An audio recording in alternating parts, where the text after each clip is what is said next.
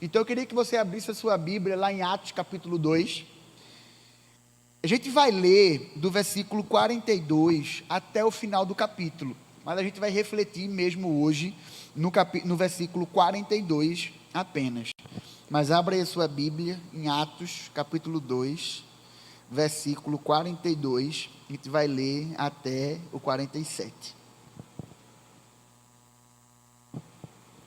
A palavra de Deus diz assim: e perseveravam na doutrina dos apóstolos, na comunhão, no partir do pão e nas orações.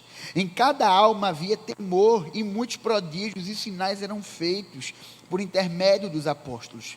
Todos os que creram estavam juntos e tinham tudo em comum. Vendiam as suas propriedades e bens, distribuindo o produto entre todos à medida que alguém tinha necessidade.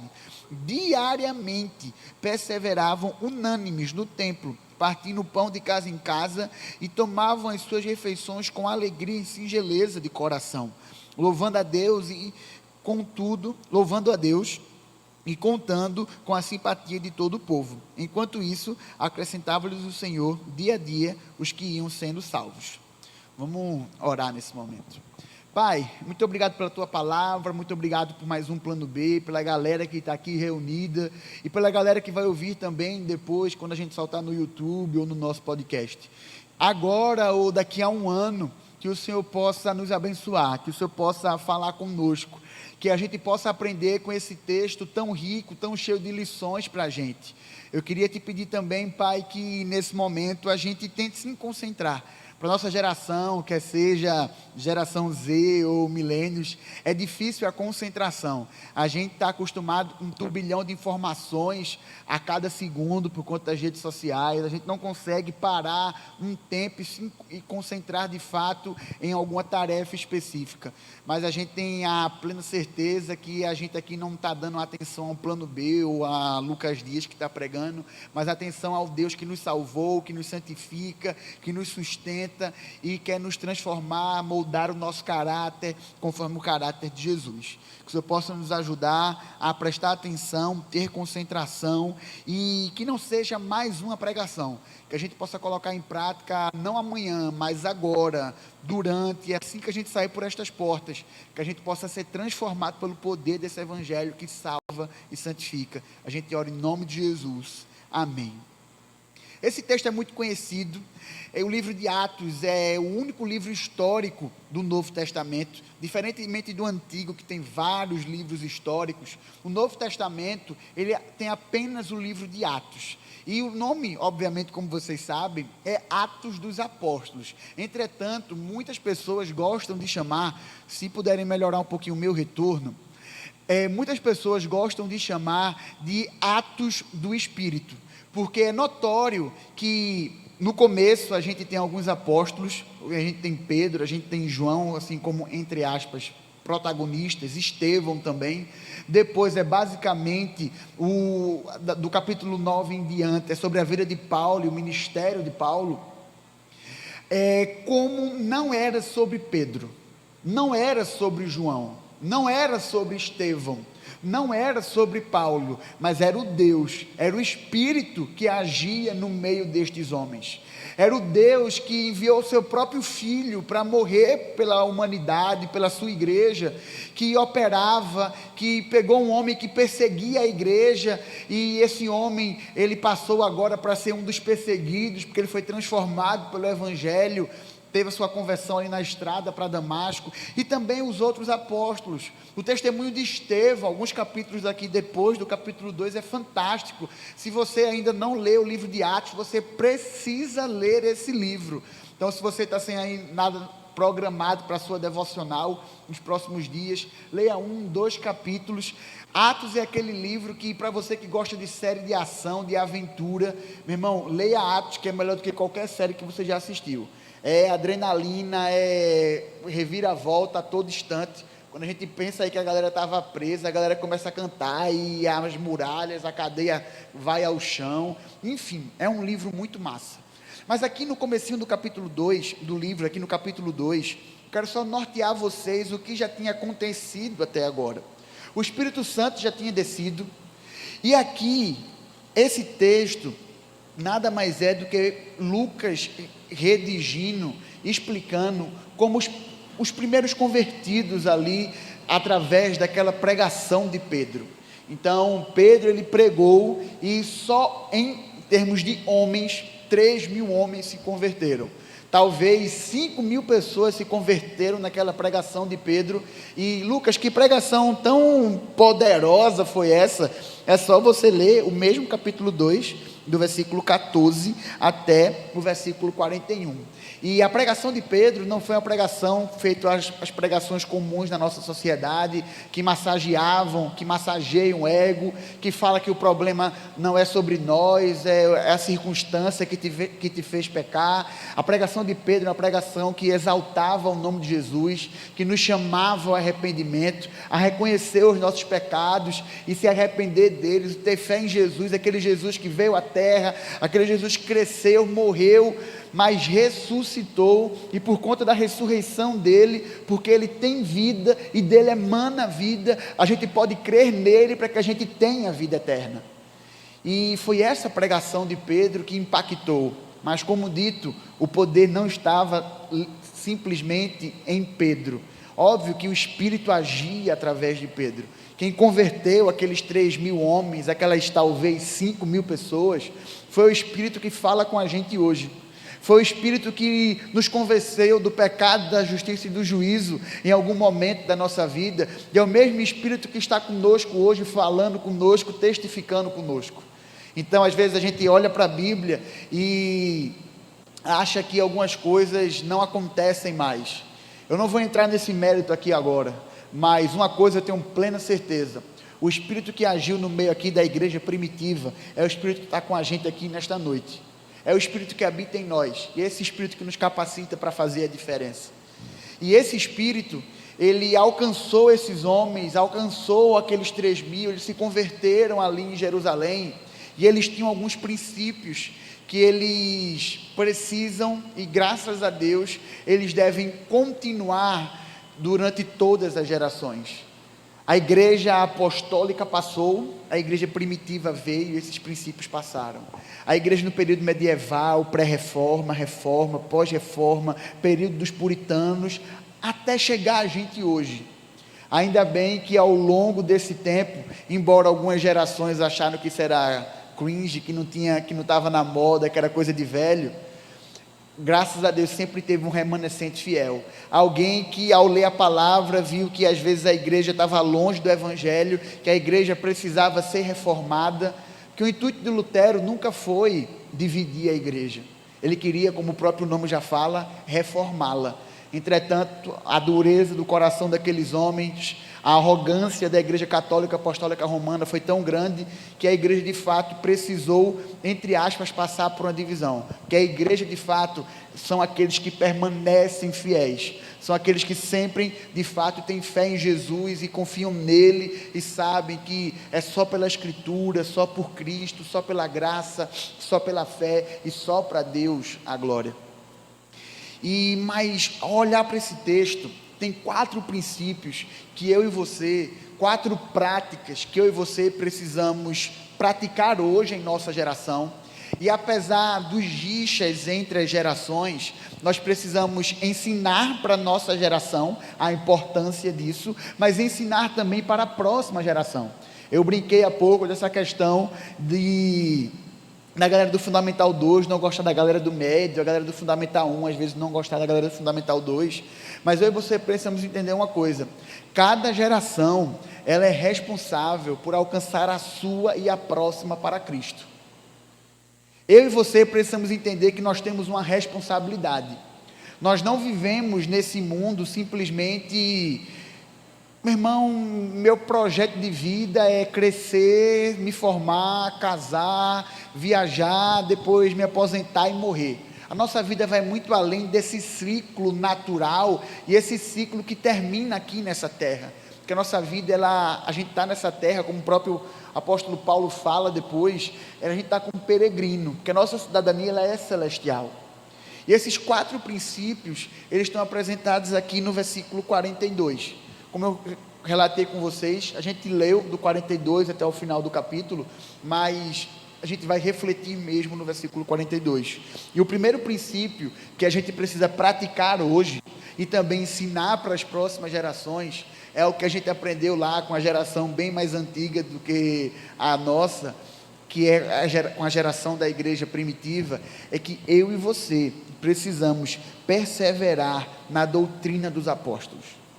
Lucas, como é que eu sei o que de fato é doutrina dos apóstolos e o que é baboseira, besteira que essa galera aí, pregadora da prosperidade, essa teologia coach, isso aí que só quer massagear o nosso ego, estão falando? Qual é o crivo? Não resiste 7 passos do sucesso para eu te falar, tem esses 7 princípios aqui para tu aplicar. Não, é muito simples. Qual é o crivo? Qual é a nossa vara de medir? É você olhar para a Bíblia. Ter cuidado com textos isolados. Às vezes as pessoas pegam textos isolados e querem justificar as suas práticas, e o próprio Satanás fez isso lá no deserto com Jesus, quando a gente olha ali para o comecinho dos evangelhos.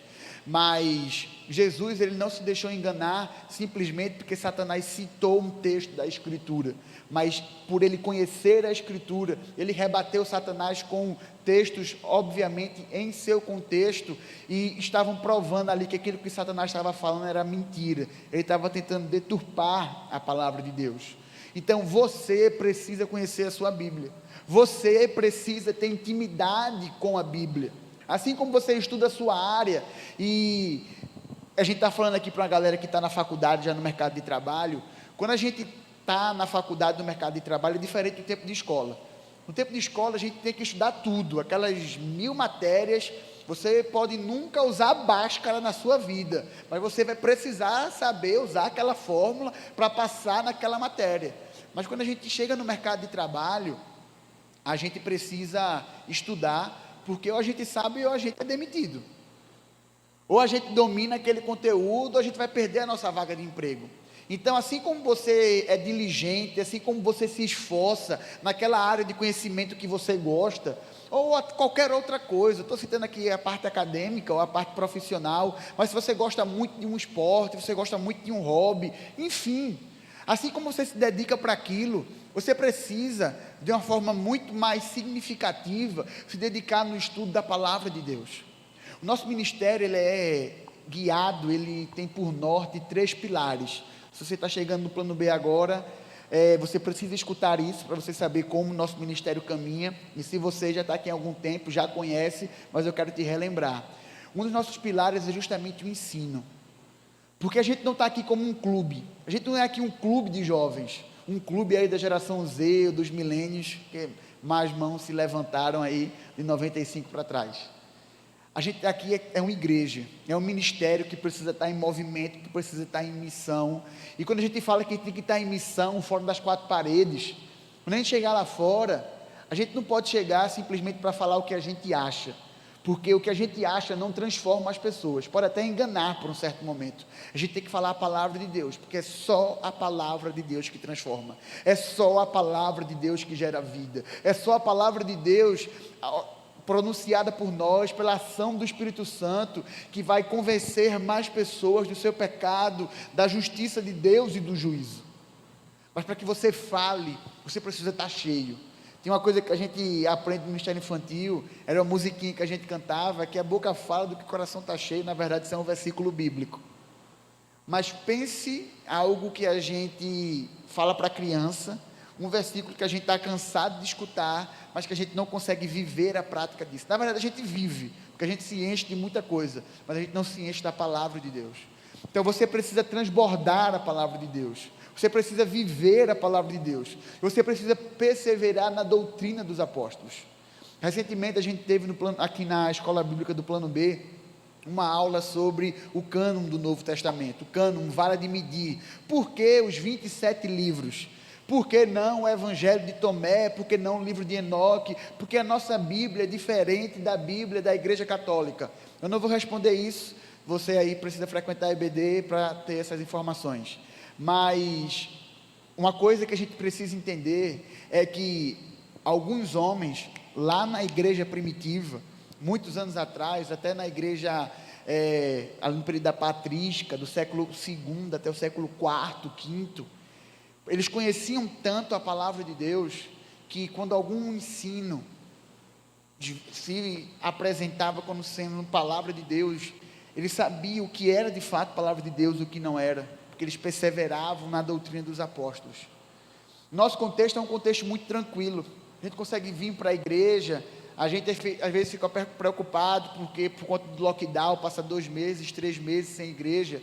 Hoje pela manhã eu estava em uma aula da faculdade, convalidando o curso de teologia, e era um módulo sobre evangelismo, e o professor estava nos lembrando a realidade de alguns países da África, que eles ainda precisam se reunir escondidos, eles ainda precisam se reunir muitas vezes em cemitérios à noite, e eles não podem ter Bíblia. A Bíblia que eles têm são poucas passagens que eles decoram. Se você, quando chegasse em casa hoje, a polícia tivesse passado na sua casa e levado todas as Bíblias, ou teu iPad, teu tablet, teu telefone, onde você tem a sua Bíblia, o quanto você saberia da Bíblia? Quantos versículos você tinha decorado? Eu acho que a resposta, você não precisa falar em voz alta, mas é vergonhosa para a nossa geração. A gente sabe de muita coisa, mas a gente não sabe daquilo que importa, que transforma a nossa vida, que é a palavra de Deus. Então, o primeiro princípio que a gente precisa, independente da geração, continuar praticando, aprendendo, ensinando, é perseverar nessa doutrina que gera vida, que os apóstolos falaram, mas nada mais é do que um eco daquilo que Jesus falou, dos ensinos do nosso mestre, dos ensinos do Antigo Testamento. E a segunda coisa, fique com sua Bíblia aberta, é na comunhão. Gente, eu não vou dar spoiler, amanhã aqui na IPC eu vou pregar mais sobre isso, mas eu e você precisamos entender que a comunhão é algo muito caro para a gente banalizar, porque a comunhão que a gente tem hoje, a unidade da igreja que a gente tem hoje, foi proporcionada pelo próprio Cristo. Cristo morreu na cruz para que a gente vivesse em unidade, vivesse em comunhão, e perseverar na comunhão não é uma opção para a gente que é cristão, é dever, porque é na comunhão que a gente é sarado, é na comunhão que a gente é edificado, é na comunhão que a gente aprende, que é exortado, é na comunhão que a gente chora com quem chora e se alegra com quem se alegra. Eu e você precisamos entender que o cristianismo não é para ser vivido no singular, é para ser vivido no plural. A própria oração que Jesus nos deixou, que infelizmente para muitos é uma mera reza, uma mera repetição, uma vã repetição, ela fala que o Pai é nosso, o pão é nosso, e nada devia ser exemplo melhor de comunhão para o mundo, de unidade para o mundo, do que a igreja, porque durante essa semana lá no nosso GE, a gente falou um pouco sobre isso. Vou voltar aqui para trás, por conta da microfonia. Meu irmão, uma galera ali que se junta para andar de moto. Meu irmão, aquela galera é muito unida, mas eles têm algo em comum, a moto, ou o motociclismo. Meu irmão, a galera se junta e gosta de futebol. Enfim, independente ali, tem algo que une eles, que é o futebol, que é a paixão pelo futebol. Mas na igreja, na igreja a gente tem a pessoa mais velha, a pessoa mais nova, todas as classes sociais, todas as faixas etárias, cada um com a sua história, cada um com o seu gosto. Tem gente que gosta de moto, mas tem gente que gosta de barco, tem gente que gosta de futebol, mas tem gente que gosta de tênis, tem gente que gosta aí de série, tem gente que gosta de filme, tem gente que gosta de romance, tem gente que gosta de terror, mas na igreja tudo isso se une, porque o que nos une não é sobre os nossos gostos, é sobre o que Cristo Jesus fez na cruz. E parece que a galera que se une por conta da moto, por conta do futebol, por conta de algum gosto que é terreno, quando eu falo terreno, não é que seja ruim em si, mas que é passageiro, é mais unida que nós que somos unidos pelo sangue de Jesus. Então perceba como a nossa comunhão é frágil, porque a gente não a mantém. Quem cria a nossa comunhão, quem cria a nossa unidade como igreja, é o próprio Deus. Nosso Deus é um Deus relacional, a Trindade nos criou. Lá em Gênesis 1:1, o termo que tem ali para Deus é um termo que se refere à Trindade, Elohim. Lá não tem Quírios, lá não tem Adonai, lá não tem Yahvé, que se refere só a Deus Pai. Lá tem Elohim. Lá em Gênesis 1, 26, 27, na criação do homem, não tem Quírios, não tem Adonai, não tem Yahvé, tem Elohim de novo. Porque a Trindade criou o universo, a Trindade criou o homem, o nosso Deus é relacional, e esse relacionamento comunica conosco. Nós também somos seres relacionais, mas a gente prefere viver em nossos guetos, em nossas panelinhas, do que viver em comunhão com a igreja de Jesus. Então eu e você precisamos perseverar na doutrina dos apóstolos, eu e você precisamos perseverar na comunhão. Comunhão, mais uma vez, digo, repito, quantas vezes for necessária, não é opção para o cristão. Ter comunhão não é simplesmente estar com quem você gosta simplesmente, mas é socorrer aquele que precisa, porque Jesus foi um Deus que socorreu a humanidade. É ter compaixão, é ter empatia, ser altruísta, ser humilde, ser manso. O Jesus a quem a gente segue, que a gente se auto-intitula cristão, pequeno Cristo, foi alguém que disse: eu sou manso e humilde. Só que a gente é arrogante e presunçoso. A gente se julga muito bom para estar com algum tipo de pessoa. Mas o nosso rei foi alguém que, quando veio à terra, andou com as pessoas politizadas, sim, porque aquelas pessoas também precisavam da salvação que ele era, mas também andou com a escória da sociedade. Pare de achar que você é bom demais para se relacionar com alguém. Na verdade, você é tão pecador quanto aquela pessoa, e talvez o que te diferencie dela é que você é um pecador arrependido, mas você precisa pregar o evangelho para que ela também possa se arrepender. Eu e você precisamos perseverar na doutrina dos apóstolos, na comunhão e no partir do pão. Esse partir do pão aqui, a igreja mesmo, crente sempre gostou de comer. Crente não bebe não, pelo menos alguns, mas come, que é uma beleza, né? Deram até uma glória. Meu irmão, eu falei um bocado de coisa e ninguém deu glória, meu irmão. Falei de comida, a galera deu glória. Meu irmão tal do crente. Ainda bem que é sobre Jesus, viu? Sei não, me perdi, eu estava falando de quê? Sim, do partir do pão.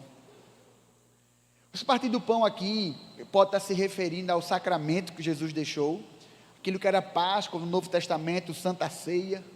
Mas o versículo 46 deixa a gente um pouquinho duvidoso se de fato era em relação à Santa Ceia, ou eles estavam também em comunhão, fazendo refeições na casa uns dos outros. Volta a tua atenção aí para o versículo 46 agora.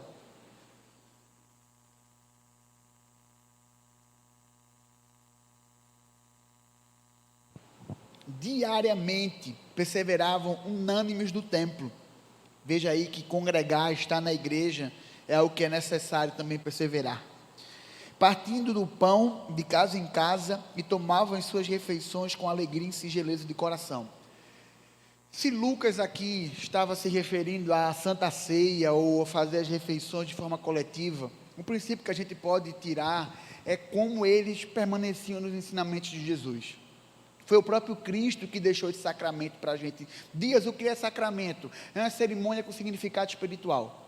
Jesus só nos deixou 2 sacramentos, batismo e Santa Ceia. Na igreja católica tem acho que 7, se eu estiver errado alguém me corrija.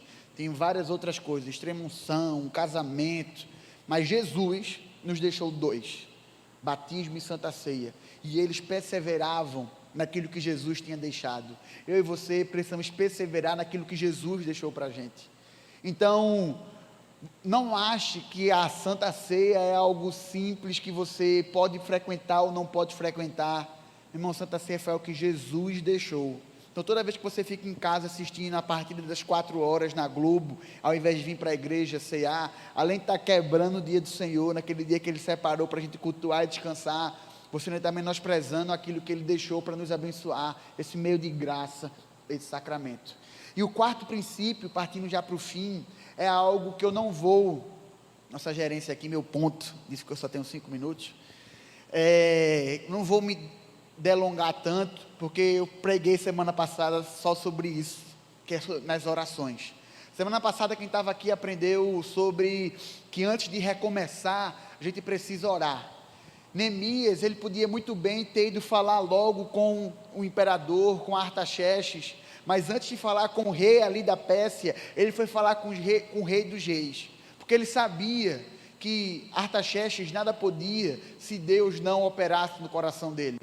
Assim como o Senhor endureceu o coração de Faraó, o Senhor amoleceu o coração de Artaxerxes, e Neemias pôde voltar para reconstruir os muros, os portões de Jerusalém. Vocês conhecem a história lá de Esdras e Neemias, lá no Antigo Testamento. E Neemias nos ensina que, embora a gente seja brasileiro, goste de dar o nosso jeitinho, a gente precisa, antes de dar o nosso jeitinho, de agir, de fazer, entregar aos pés de Jesus. Entregar aos pés daquele que pode mover corações, que pode abrir portas, que pode nos dar saúde e pode resolver até aqueles problemas que a gente acha que são impossíveis de resolver. Mas eu e você precisamos ter a oração como estilo de vida. Oração não pode ser um evento na nossa vida. Oração deve ser algo que a gente vive fazendo literalmente. Eu tive um professor no seminário que ele tinha uma deficiência na perna direita. E ele não nasceu com essa deficiência, ele adquiriu ao longo da vida. E ele disse que essa deficiência veio para lembrar como ele era dependente de Deus. Porque antes de ter essa deficiência na perna, ele pegava o carro, andava para todo canto, e quando chegava lá, na vaga que tinha, ele estacionava. Mas por conta da deficiência, obviamente ele tinha dificuldade de andar, e toda vez ele orava para ter uma vaga perto do estabelecimento que ele ia. E pode parecer simples, mas aquela deficiência serviu para lembrar que, no simples, a gente também precisa pedir a Deus. O claro, o mais assim, notório é o seguinte: quando a gente entra no carro, a gente mora aqui em Candeias, ninguém ora para ir para Boa Viagem. Amanhã eu vou viajar com o Léo para Surubim, e de volta, eu acho que mais de 300 quilômetros. Para Surubim a gente ora. Meu irmão, vou dirigir aqui para o Cabo. Para o Cabo eu não vou orar. Cabo é perto, eu já conheço a estrada e tal. Mas assim, se eu for para Gravatar, aí eu tenho que orar, né? Tal, BR. A gente acha que tem domínio sobre a nossa vida, mas a gente não tem. Quem cuida da nossa vida é Deus. E eu e você precisamos entregar toda a nossa vida e viver orando. Então, gente, independente se você é geração X, Y ou Z, independente do que vai acontecer e do que é moda e do que vai ser moda nos próximos anos, esses 4 princípios: passa a geração, passa a moda, passa a tendência, eles sempre precisam continuar. Você precisa estudar a palavra de Deus, você precisa viver em comunhão, você precisa continuar partindo do pão, e você precisa continuar orando. Porque isso não é opção para a gente, não é como um utensílio, que hoje eu uso, amanhã eu não uso. Cap estava na moda, hoje não está mais. Antes era calça skinny, hoje não é mais. Enfim, isso pode mudar, mas esses 4 princípios não podem passar, porque eles são um legado que é deixado para a gente pela igreja apostólica, pela igreja primitiva. Ao longo da história da igreja, teve gente que deixou a Bíblia de lado e foi viver só pela tradição. Foi um período de trevas, foi um período de ruína, foi um período triste para a igreja. Mas graças a Deus teve gente que continuou fiel, porque a gente sempre fala muito de Lutero, mas muitos outros, o Wycliffe, Hus, enfim, também era gente séria ali, que estava envolvido com a igreja católica, mas servia Jesus de coração de fato. Eu e você, independente do que é moda e do que não é moda em nossa geração, precisamos, devemos conhecer a palavra de Deus, estar em comunhão com a igreja, tentar perseverar a unidade que foi comprada pelo sangue de Jesus, porque nós somos como um corpo, e quando nos apresenta Cristo como cabeça, é porque Ele é o nosso líder, mas como corpo, cada um tem a sua função. Às vezes a gente acha que a nossa função é muito simples. É muito simples carregar um banco na igreja. Eu não prego, isso não tem tanta pompa. Gente, para com isso. No reino de Deus a gente precisa entender que aquele que prega, aquele que varre, diante de Deus, são tão valiosos quanto. Às vezes algumas funções, algumas tarefas dão mais holofote, mais mídia. Eita, eu quero ser anfitrião porque aparece aqui, eu quero pregar, eu quero tocar.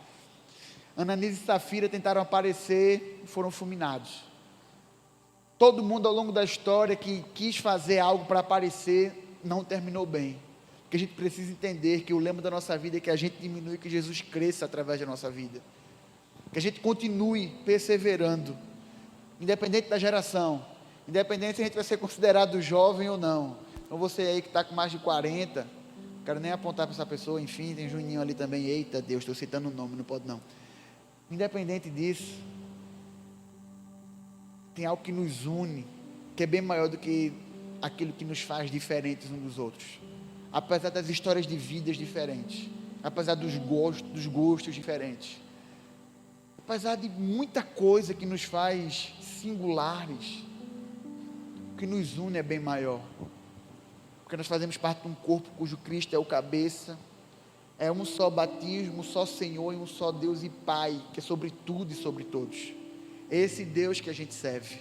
Então, independente de diferenças políticas, do mundo do futebol, ou tudo que vem para polarizar a nossa geração, o que nos une é bem maior do que o que nos divide. O que nos une é eterno, o que nos divide é passageiro. Eu te incentivo a refletir nesses 4 princípios. Persevere na doutrina, persevere na comunhão, persevere no partir do pão e persevere nas orações, porque isso nunca vai sair de moda, isso vai continuar sendo relevante. As formas podem mudar.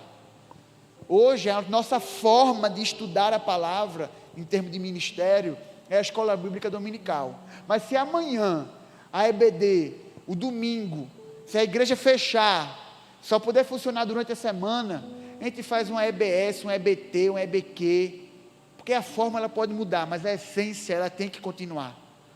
Você não precisa mais se deslocar para um determinado local para orar, você pode orar da sua casa, do seu quarto. Você não precisa mais pedir ao sumo sacerdote, fulano de tal, que vai passar por uma purificação e levar as suas orações. Nós temos um sumo sacerdote que é Jesus Cristo. Ele morreu e ressuscitou para que aquele véu se rasgasse de cima a baixo e a gente tivesse livre acesso à presença do Pai. Não desperdice isso. Tenha uma vida de oração, tenha uma vida de consagração.